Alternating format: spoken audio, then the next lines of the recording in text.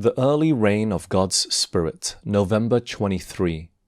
Be glad then, ye children of Zion, and rejoice in the Lord your God, for he hath given you the former rain moderately, and he will cause to come down for you the rain, the former rain and the latter rain in the first month.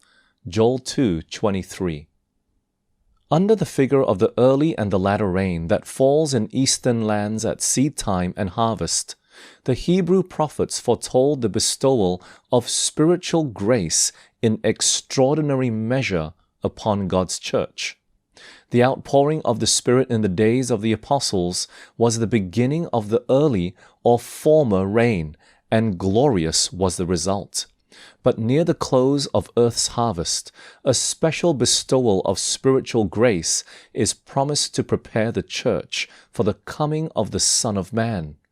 This outpouring of the Spirit is likened to the falling of the latter rain.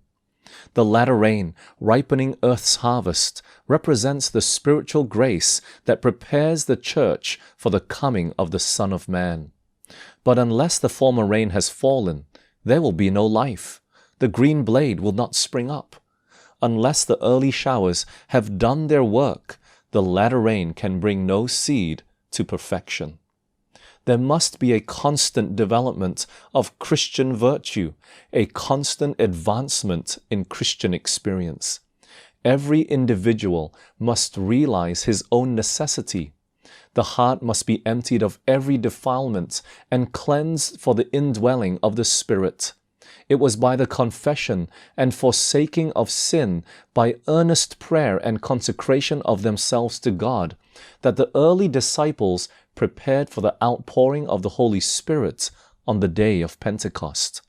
The same work, only in greater degree, must be done now.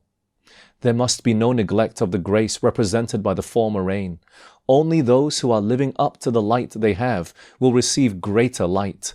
Unless we are daily advancing in the exemplification of the active Christian virtues, we shall not recognize the manifestations of the Holy Spirit in the latter rain. It may be falling on hearts all around us, but we shall not discern or receive it.